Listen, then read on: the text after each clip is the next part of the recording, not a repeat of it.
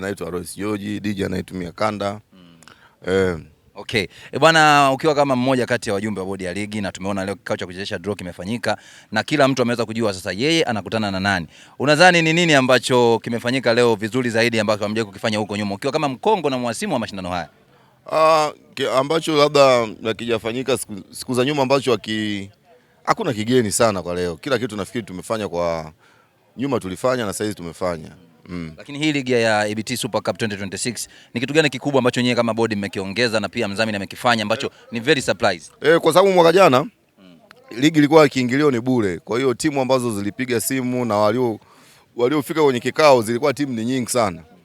Lakini tatizo likaja baada ya kupanga makundi, timu zikawa zinapotea. Yaani kundi mtu anaona ili kundi mbona kama siwezi kutoboa. Kwa hiyo timu nyingi zikaingia mitini. Kwa hiyo tulikuwa tuna mechi nyingi ambazo ni hewa. Ndio maana mwaka huu tukaona kwamba tuweke kiingilio ili tupate wenye nia. Na kweli tumepata timu 24 ambazo ndio mpaka leo zimeleta kiingilio. Kwa hiyo tuna timu 24 ambazo ni official kabisa yani.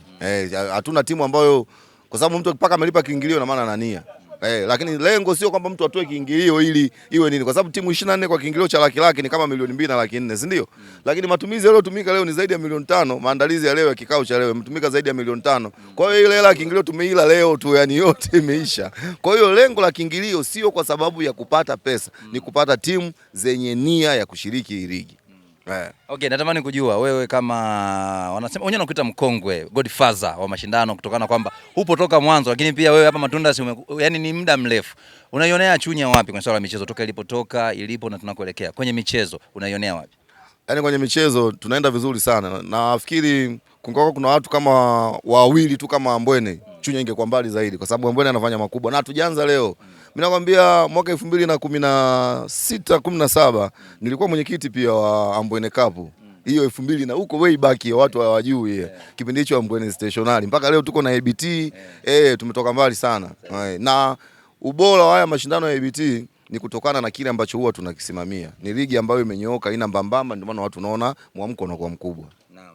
Wewe kama bodi ya ligi una nini cha kuambia, lakini pia marefa bila kusahau baadhi ya watu ambao wanatokana kwenye timu, tukizungumzia makocha, mashabiki ambao wanakuja kufaidisha ligi na mshike. Una nini cha kusema, maandalizi yenu yakoje msimu huu? Msimamo ni ule, hakuna mbambamba, mwenye nguvu mpishe. Yaani wewe ukila goli zako 6 uwanjani, rizika, usianze kuleta mambo ya visingizio kalikwenda karudi, tushindane uwanjani. Haya mambo ya nje ya uwanja tuachane nayo, lakini vitu vingine vinakuwa burudani inakuwa ni kubwa sana. Kwa hiyo tunategemea burudani ya mwaka huu itakuwa kubwa kwa sababu na dau lenyewe lililowekwa si la kitoto.